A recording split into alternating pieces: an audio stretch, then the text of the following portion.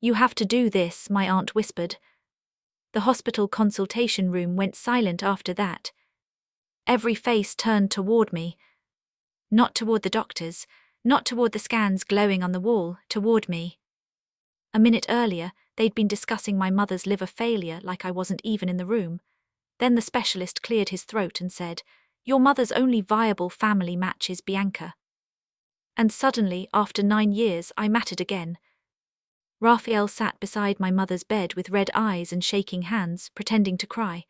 But the second the doctor mentioned my name, he stopped and stared at the floor. That scared me more than anything. "She doesn't have much time," the doctor said carefully, "if Ms. Morneau agrees to testing." "When," my aunt corrected, "not if." I almost laughed. Before we continue, please hit the like button, subscribe to the channel, and turn on the notification bell for updates. 9 years without a phone call. 9 years since my mother looked me in the face and said, "You're selfish, ungrateful, and no daughter of mine." Now they were acting like my body belonged to the family again. The doctor asked if I needed air, and I stepped into the hallway before I said something I couldn't take back. Behind me, I heard Raphael arguing with one of the nurses in a low, sharp whisper.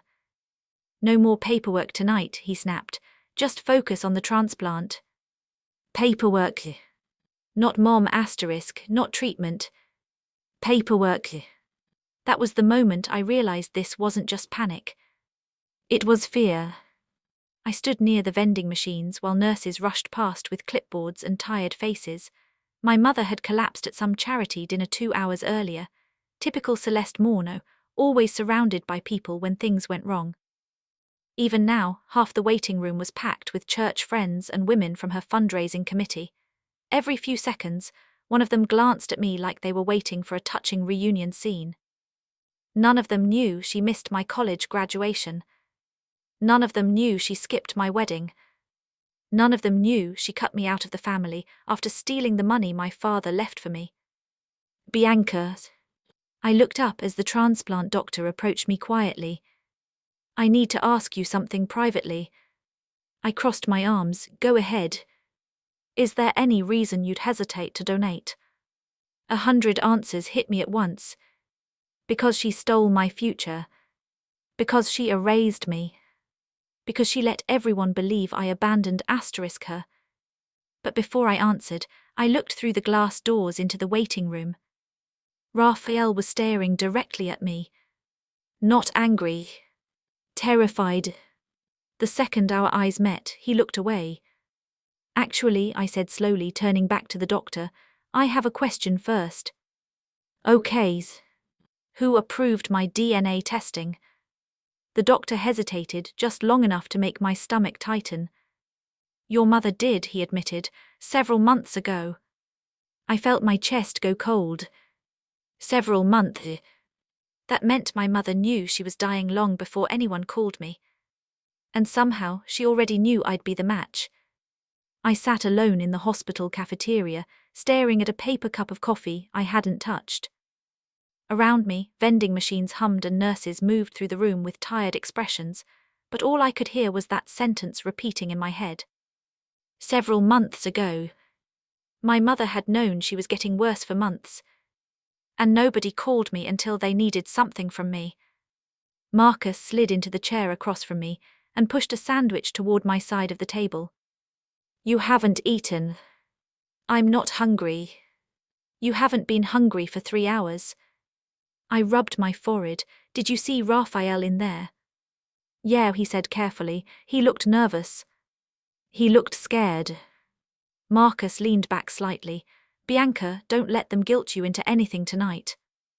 That word *guilt* dragged me straight back to when I was 18. Back to the day everything disappeared. My father had spent years building my college fund before he died. He used to joke that even if I changed majors 10 times, I'd still graduate debt-free. I believed him. Then 3 weeks before tuition was due, my mother sat me down at the kitchen table and told me the account was empty. "The market crashed," she'd said flatly. "We lost more than we expected." I remember staring at her because it didn't make sense. The trust was protected. My father had explained that himself. A week later, I found printed withdrawal forms in her office. Signed with my name. Only they weren't my signatures. Marcus watched my face tighten. "You're thinking about that night again." I let out a bitter laugh. How could I not? The memory still felt sharp after all these years. I'd confronted my mother in the living room, while Raphael stood behind her pretending to calm things down. "You forged my name," I said. Celeste's face changed instantly, not guilty, furious. "Do you have any idea what this family is dealing with right now?" she snapped. "That money was from Dad. And this family needed it." Raphael jumped in immediately. "Bianca, stop making everything worse." I remember shaking so hard I could barely hold the papers. "You stole from me." "No," my mother said coldly. "I protected this family, something you clearly don't understand." Then came the sentence that destroyed everything. "If money matters more to you than your own family," she said, "you can leave." And I did. I worked night shifts for years after that, finished school one class at a time, missed internships because I needed rent money. Meanwhile, I watched family vacation photos appear online without me in them. Christmas dinners, birthdays, Raphael's engagement party. Every picture looked like I had never existed. Even my wedding invitation came back unopened. Marcus reached across the table and squeezed my hand gently. "You survived without them." "Yeah," I said quietly, but I kept thinking someday she'd apologize. The words tasted embarrassing out loud. Because part of me had waited 9 years for my mother to finally admit she'd lied. Then another memory surfaced suddenly. The bank statements. I looked up sharply. "What?" "The statements," I muttered. "When I threatened to go to the police, she destroyed the originals before anyone could see them." Marcus frowned. Why would she panic that hard unless there was something bigger to hide? Before I could answer, I remembered something else. Outside the ICU earlier, I'd overheard Raphael talking on the phone. His voice had been low and rushed. And right before I walked past, he'd said one sentence that made him freeze when he noticed me listening. "If she talks, we're done." I slowly leaned back in my chair. "Not I'm done. We're done." Suddenly, losing my college fund felt like only part of the story. What exactly was Raphael so afraid I might discover? By the time I walked back upstairs, the waiting area outside the ICU looked less like a hospital and more like a staged intervention. My mother's church friends had arrived carrying flowers and paper cups of coffee. Relatives I hadn't seen in nearly a decade suddenly smiled at me like we were close again. "Bianca," my cousin Elena said loudly, pulling me into a hug I didn't return, "your mother always loved you." I stared at her. The last time Elena saw me, she watched my mother throw my suitcase onto the front lawn and said nothing. Now she was acting like history had been edited. The second I stepped fully into the room, conversation stopped. Everyone was waiting for me to say yes. A folding table near the windows held snacks, hospital pamphlets, and half-melted candles from a prayer circle someone had started. Raphael stood near the coffee station, speaking quietly with 2 men from my mother's church. The moment he saw me, his jaw tightened. Then he smiled. That fake smile made my stomach turn. "There she is," he said loudly enough for the room to hear, "the hero of the family." I almost walked out right then. Instead, I crossed my arms and stayed standing near the doorway. One of my aunts touched my shoulder gently. "Sweetheart, families go through hard seasons. This is your chance to heal." Healed? Like I'd been the one who broke something. Raphael stepped closer, lowering his voice just enough to sound sincere. "Mom made mistakes, Bianca, we all have, but decent people don't let someone die over old money." The room shifted immediately. Small nods. Sympathetic looks. A few people avoided looking directly at me altogether. There it was, the version of the story they'd all been fed for years. Bianca abandoned the family over money. Not her mother stole from her. I looked directly at Raphael. "Interesting." "What?" You keep calling it old money instead of my college fund. His expression flickered for half a second. Then he shrugged, same thing. No, I said calmly, not really. The tension in the room thickened instantly. Before anyone could interrupt, I turned toward the transplant doctor standing near the nurse's station. I want something explained publicly. The doctor looked uncomfortable immediately. Ms. Morneau. Why was I DNA tested months ago without my consent? Silence. Complete silence. Even Raphael stopped moving. The doctor glanced toward my relatives before answering carefully. Your mother authorized compatibility screening through existing family medical records. I stared at him months ago. He hesitated again. Yes. A cold feeling spread through my chest. So she knew she was sick long before tonight. Nobody answered. I looked around the room slowly, and not one person thought to call me. My aunt opened her mouth, then closed it again. Raphael stepped in quickly. You lost the right to call yourself family years ago. That one hit harder than I expected. Not because I believed him. Because nobody corrected him. I nodded slowly. That's funny. Raphael crossed his arms. What is? I still have copies of the forged signatures from the account withdrawals.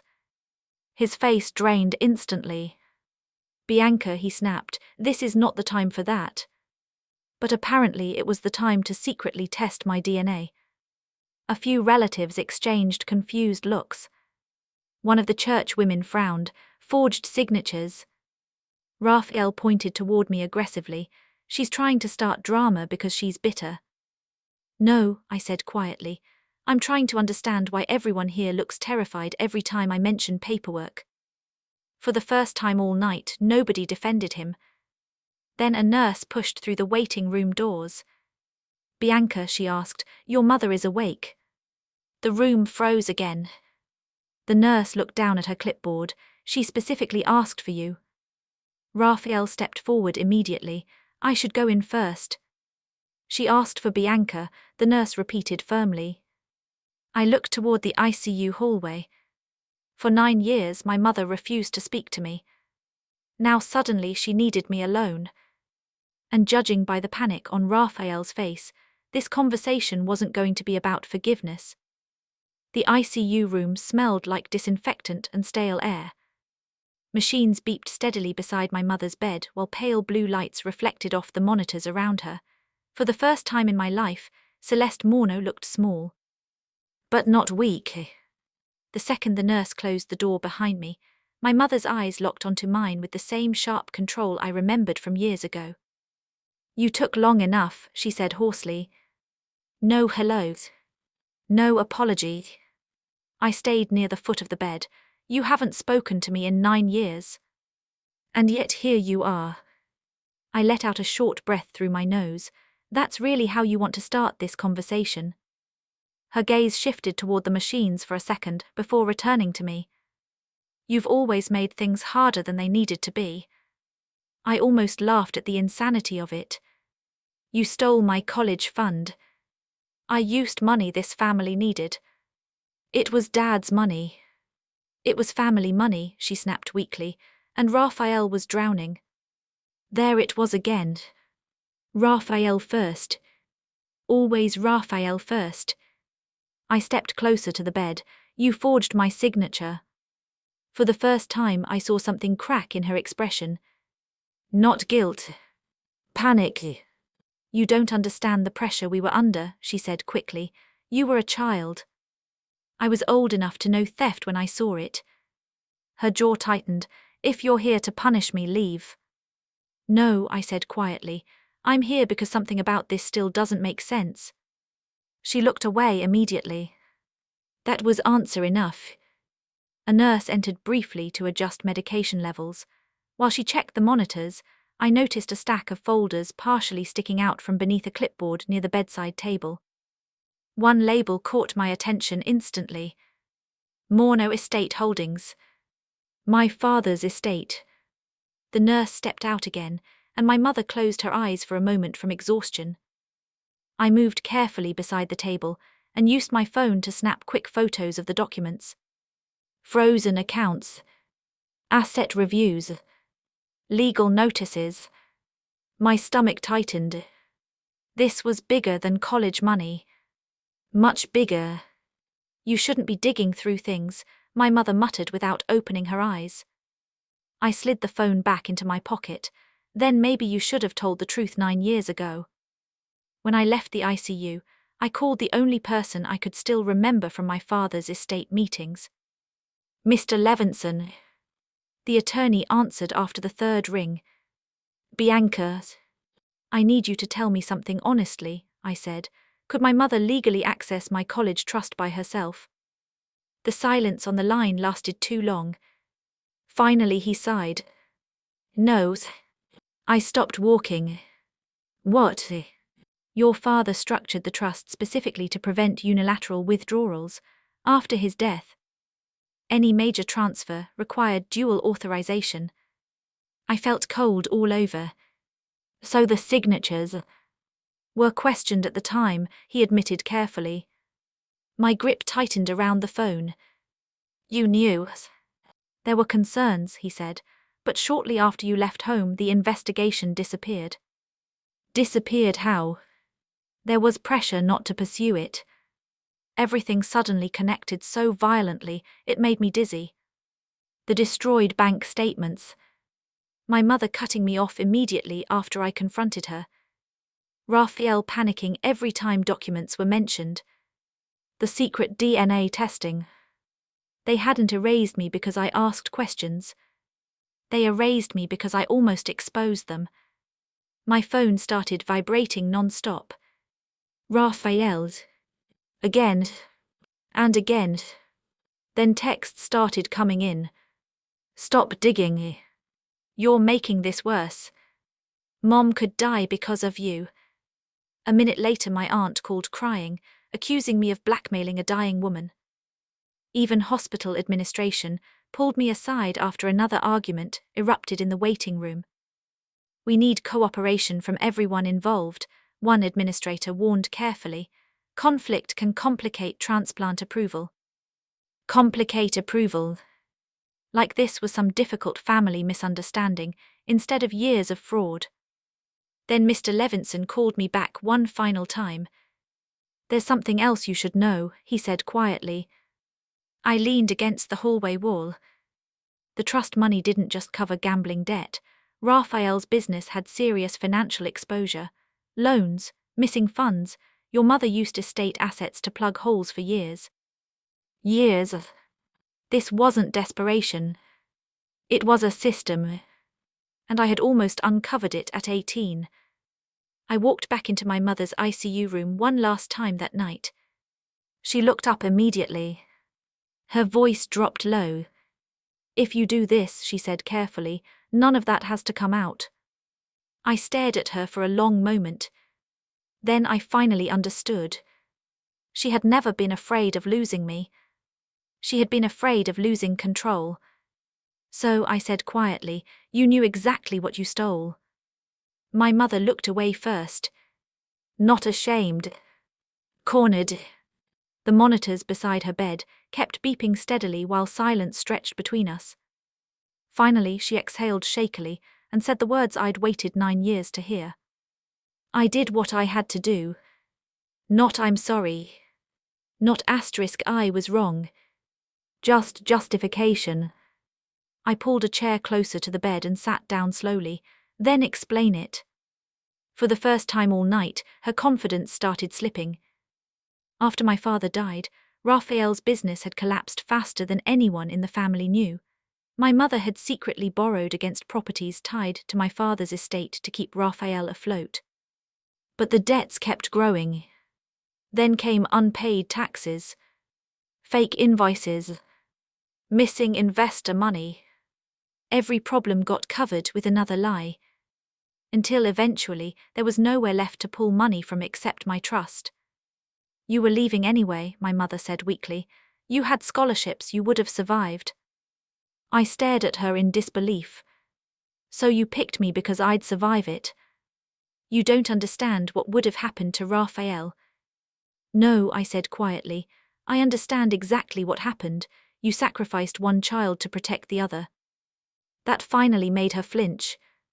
Tears gathered in her eyes, but even then it didn't feel like guilt. It felt like fear. You found the signatures too quickly, she admitted. If you'd gone to the police back then. So you threw me out. You forced my hand. I actually laughed at that.